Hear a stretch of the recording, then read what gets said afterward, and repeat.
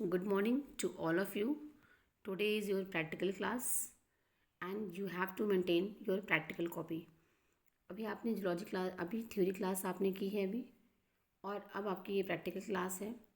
जैसा कि कॉलेज से इंस्ट्रक्शन है और गवर्नमेंट का भी ऑर्डर है कि यूजी लेवल पर आपको प्रैक्टिकल ऑनलाइन कराए जाएंगे, तो आपका प्रैक्टिकल ऑनलाइन स्टार्ट हो रहा है। और सिलेबस तो आपका बहुत ज़्यादा है प्रैक्टिकल के अकॉर्डिंग, लेकिन ऑनलाइन जो है जो ईज़िली और कंफर्टेबली पॉसिबल होगा प्रैक्टिकल वही होंगे। ठीक है। और जब कॉलेज खुलेगा गवर्नमेंट के अकॉर्डिंग तो आप ये सारे प्रैक्टिकल लैब में जाके कर सकते हैं, अदरवाइज़ आप ये प्रैक्टिकल ऑनलाइन नहीं करेंगे। ठीक है। तो ये जो आज का प्रैक्टिकल है वो आपके पेपर जो फोर्थ पेपर है इकोनॉमिक ज़ूलॉजी अप्लाइड ज़ूलॉजी जो पेपर है उससे रिलेटेड है। और यहाँ पे आपको सबसे पहले जो अप्लाइड ज़ूलॉजी है उससे रिलेटेड जो भी स्पेसिमेन है या जो भी स्लाइड्स हैं पहले उसकी स्टडी करनी है और इनको फाइल में मेंटेन करना है। तो फर्स्ट ऑफ ऑल ये आपकी पहला स्पेसिमेन है, ये है आपका सीसी फ्लाई। सीसी फ्लाई दिख रहा है। CC fly is a blood sucking insect, arthropoda phylum का है ये, और ग्लॉसिना पैल्पिस जूलॉजिकल नेम है। सीसी फ्लाई जो है ये आपको याद होगा, आपने थ्योरी पेपर में यूनिट 1 में पढ़ा हुआ है, जो है सीसी फ्लाई ट्रिपैनोसोमा के केस में। ठीक है। तो आपको यहाँ पर सीसी फ्लाई का क्लासिफिकेशन लिखना है और जो है आपको ये बताना है कि ट्रिपैनोसोमा में ये आपका सेकेंडरी होस्ट है, ये वेक्टर है जो जो है स्लीपिंग सिकनेस डिजीज़ को स्प्रेड करता है, ट्रांसमिट करता है। ठीक है। आपका जो पेपर है अप्लाइड ज़ूलॉजी उसमें आप इकोनॉमिक इम्पोर्टेंस पढ़ रहे हैं। इस बार आप सारे हार्मफुल जो है एनिमल्स पढ़ रहे हैं या डिजीज़ कॉजिंग एनिमल्स को स्टडी कर रहे हैं। तो आपका जो प्रैक्टिकल भी है, जो स्पेसिमेन और स्लाइड्स भी हैं, वो उसी पेपर से कंसर्न है और आपको हार्मफुल वाले पढ़ने हैं जो डिजीज़ कॉजिंग हैं। ठीक है। तो आपको यहाँ पे जो जो डिजीज़ कॉजिंग इंसेक्ट्स हैं या आपके जो है एनिमल्स हैं, हेलमिंथीज़ हैं, वो आपको स्टडी करना है। तो सबसे पहले यहाँ पे जो है ये सीसी फ्लाई है, पहला स्पेसिमेन आपका। इसको आपको जो है ग्लॉसिना पैल्पिलिस, इसको आपको डिटेल में लिखना है। और इसमें आपको ध्यान देने की बात यह है कि यहाँ पे इसमें आप जो है इकोनॉमिक इम्पोर्टेंस के पॉइंट ऑफ व्यू से लिखेंगे इसको। मीन्स कि अगर ये जो है किसी भी पैरासाइट का ये सेकेंडरी होस्ट है तो आप उसको मेंशन करेंगे, कौन सा डिजीज़ इसके थ्रू स्प्रेड हो रहा है, स्लीपिंग सिकनेस, उसको मेंशन करेंगे। ठीक है। तो आप इस पॉइंट को आप ज़रूर मेंशन करेंगे क्योंकि यहाँ पे आप अप्लाइड जूलॉजी में इकोनॉमिक इंपॉर्टेंस पढ़ रहे हैं।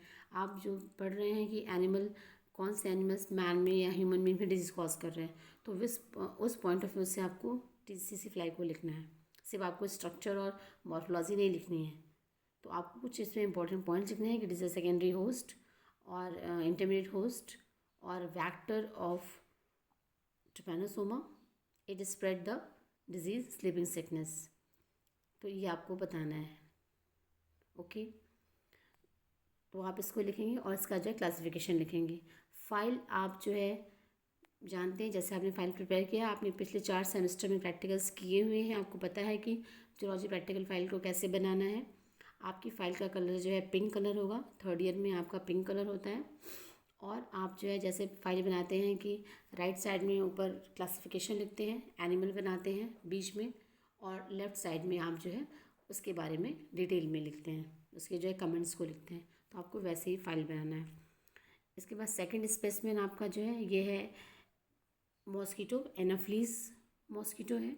एनाफ्लीज आप जानते हैं, it spread the disease malaria. Plasmodium पढ़ा है आपने अभी। तो प्लाज्मोडियम के केस में जो सेकेंडरी होस्ट है वो कौन है? एनाफ्लीज है, फीमेल एनाफ्लीज। तो ये एनाफ्लीज की पूरी लाइफ साइकिल है। ठीक है। इसको आप एक्सप्लेन करेंगे और वही इकोनॉमिक इम्पोर्टेंस को ज़रूर मेंशन करेंगे क्योंकि ये इंपॉर्टेंट पॉइंट है।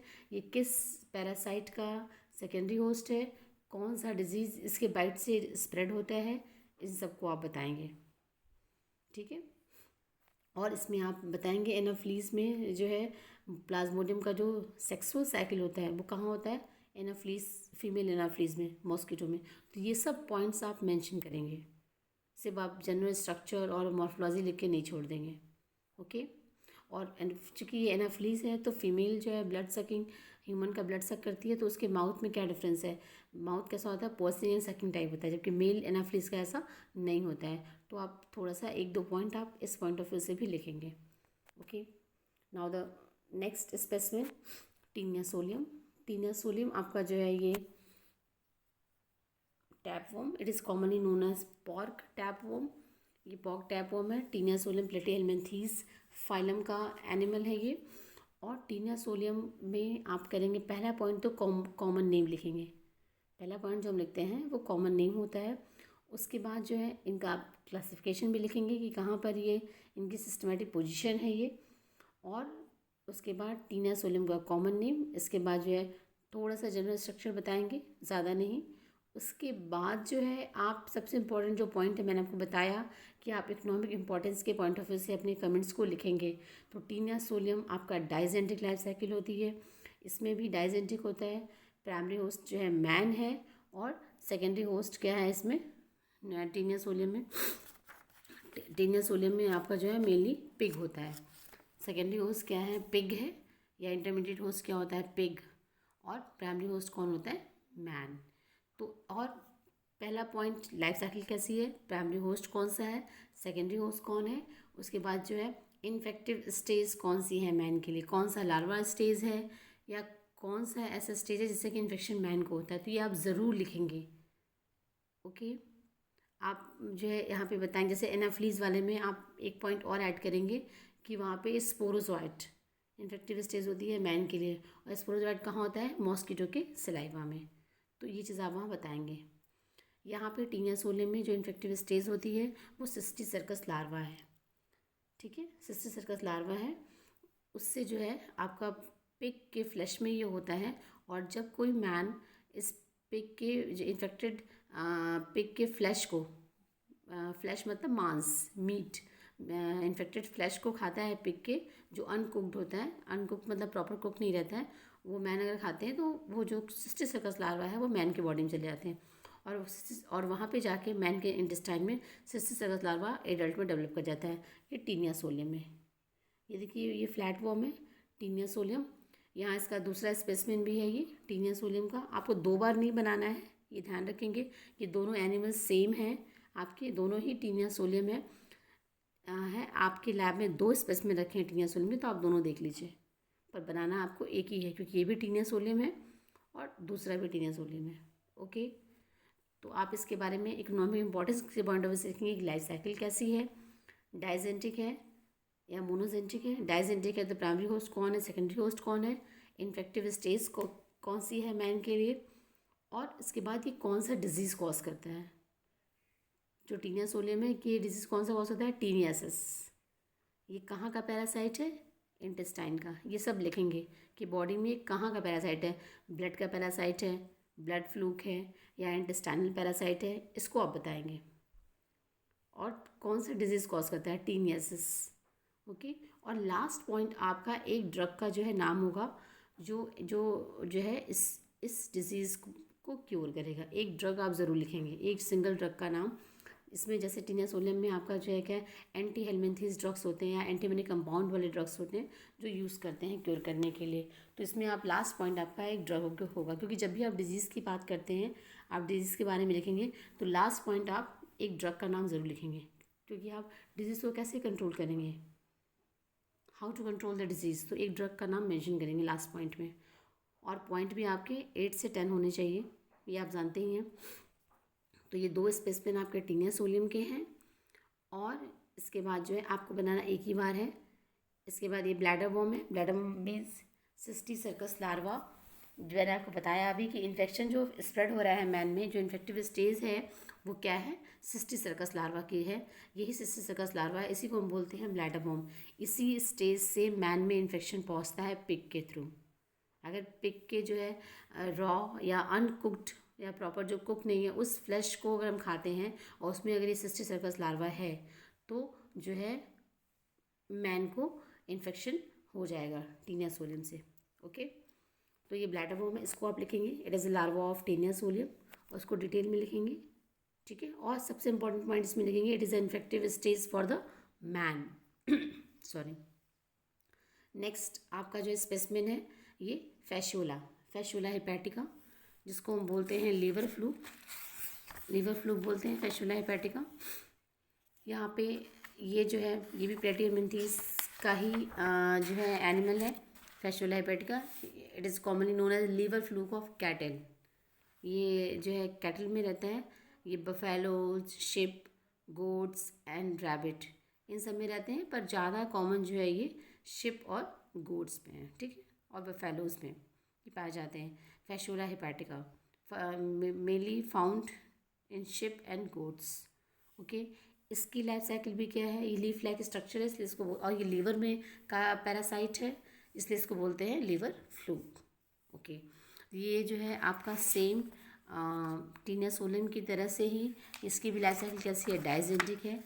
ये डाइजेंटिक होता है, और डाइजेंटिक लाइफ साइकिल होने की वजह से क्या है, ये प्राइमरी होस्ट कौन होता है, प्राइमरी होस्ट जो है कैटल है, शिप या गोट होंगे, और सेकेंडरी होस्ट जो है वो होता है जो है स्नेल। सेकेंडरी होस्ट कौन होता है, स्नेल। अभी आपने सिस्टोसोमा में पढ़ा है कि वहाँ पे प्राइमरी होस्ट मैन है और सेकेंडरी होस्ट कौन है, फ्रेश वाटर में जो एनिमल्स हैं इनवर्टिब्रेट है, स्नेल। तो यहाँ भी क्या है, सेकेंडरी होस्ट कौन है, स्नेल है। और लार्वा स्टेज आप बताएंगे यहाँ पे कि यहाँ पे भी लार्वा स्टेज क्या है। पहला लार्वा स्टेज मेरासीडियम है, दूसरा आपका जो है स्पोरोसिस्ट है, तीसरा है रेडिया है, और सर्केरिया है। यहाँ पे जो है लार्वा स्टेज को ज़रूर एक्सप्लेन करेंगे। ठीक है, लार्वा स्टेज को यहाँ पे एक्सप्लेन करेंगे, और कौन सा इन्फेक्टिव स्टेज है। सिस्टोसोमा की तरह से यहाँ भी जो इन्फेक्टिव स्टेज होती है कैटल्स के लिए, वो क्या होती है, सर्केरिया लार्वा।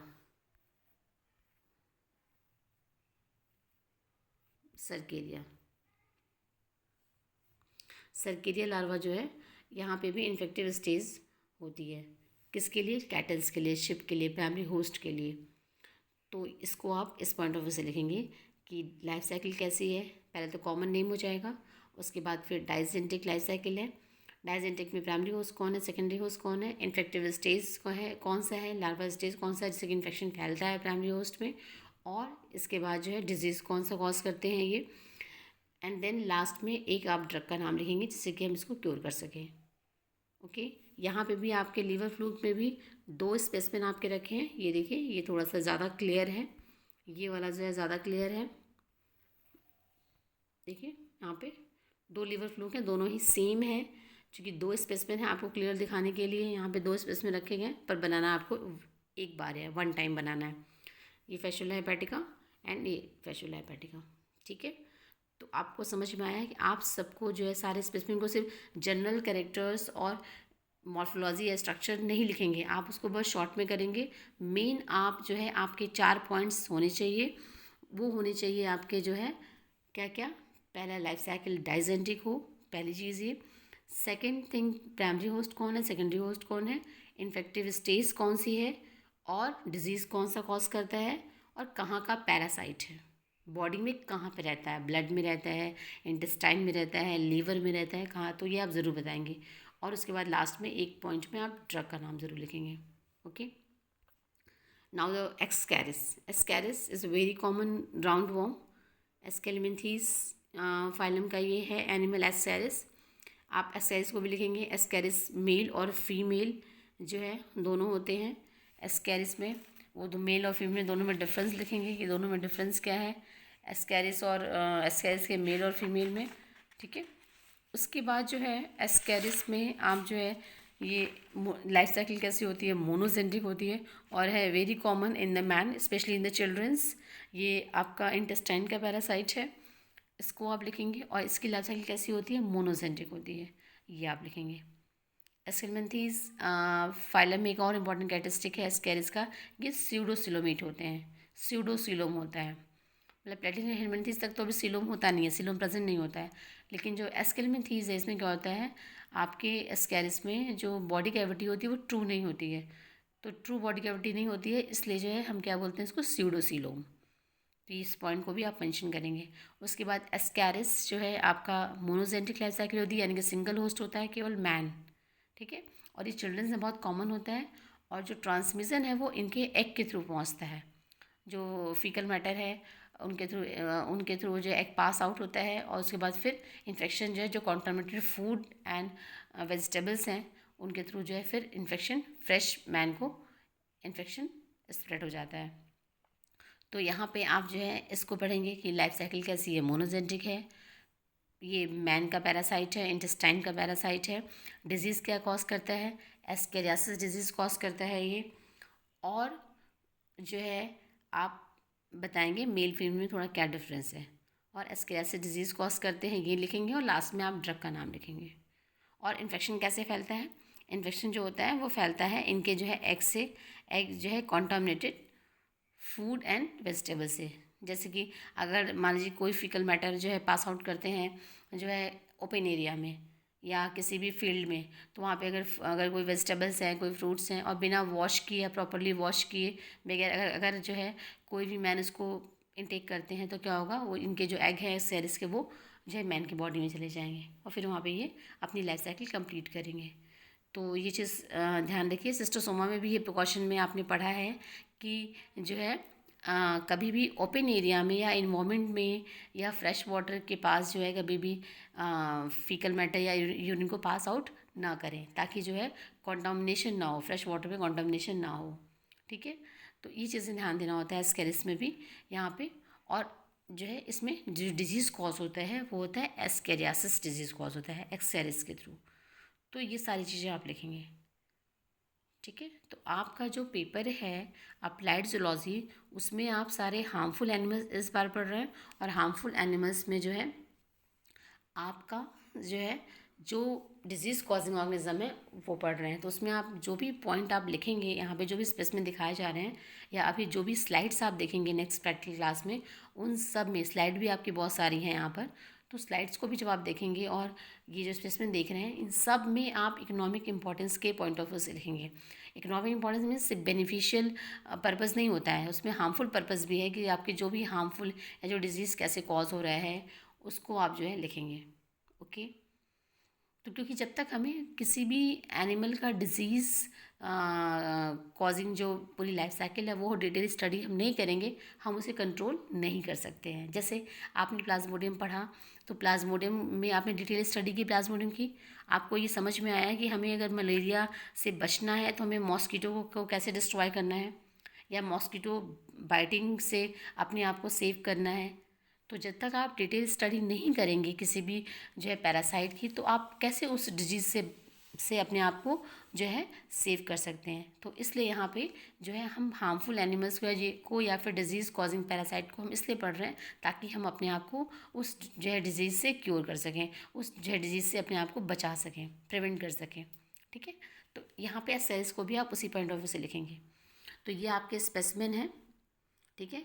इसमें आप मेल फीमेल का थोड़ा सा डिफरेंस लेंगे, मेल और फीमेल में डिफरेंस होता है, इसको आप लिखेंगे, ठीक है। मेल आपका शॉर्टर होता है और फीमेल क्या होती है, लॉन्ग होती है। मेल शॉर्टर होता है और कर्व होता है नीचे, मतलब नीचे पॉइंट पे, और जो है फीमेल जो है क्या होती है आपकी लॉन्गर होती है दैन द मेल।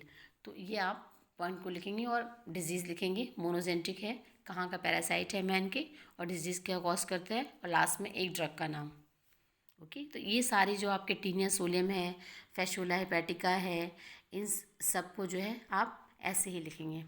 बहुत ज़्यादा स्ट्रक्चर और मॉर्फोलॉजी नहीं देंगे यहाँ पे, कुछ पॉइंट्स में स्ट्रक्चर को जो इम्पोर्टेंट है लिख करके, मेनली आप जो है उनकी जो डिज़ीज़ जो है से रिलेटेड जो पॉइंट्स हैं उसको लिखेंगे, ठीक है। तो ये आपका हो गया जो है, अभी आपके इतने स्पेसिमेन है, इसको आप स्टडी करके, इसको देख करके, और आप प्रैक्टिकल बुक से लिखेंगे। प्रैक्टिकल बुक आपकी जो फर्स्ट ईयर की बुक होगी इनवर्टिब्रेट प्रैक्टिकल जूलॉजी, एस लाल की, PS वर्मा की, या फिर आपका जो इनवर्टिब्रेट बुक होगी आप उससे भी पॉइंट वाइज आप लिख सकते हैं। मैंने आपको बता दिया कि क्या क्या पॉइंट इंक्लूड करने हैं, उस पॉइंट से आप प्रैक्टिकल फाइल को मेंटेन करिए अपने, ठीक है। और यहाँ पे फर्स्ट डे की तरह से पहले क्लासिफिकेशन और जनरल कैरेक्टर्स लिखते हैं ना फाइलम के, वो सब नहीं करना है आपको। डायरेक्ट जो है एनिमल को लिखना है, क्लासिफिकेशन लिखना है वाइट पेज पर, ठीक है, राइट साइड में ऊपर, और डायग्राम बनाना है और अच्छे से लेबलिंग करनी है, और लेफ़्ट पेज पे आपको उनके बारे में डिटेल लिखना है। डिटेल में आप ध्यान देंगे जो मैंने पॉइंट्स बताए हैं, इकोनॉमिक इंपॉर्टेंस के पॉइंट्स, उसके जो है अकॉर्डिंग आप लिखेंगे। इसके बाद नेक्स्ट क्लास में आप जो है स्लाइड की स्टडी करेंगे, ठीक है। तो ये प्रैक्टिकल आपका अभी स्पेसिमेन का कंप्लीट हो गया है। Okay, thank you.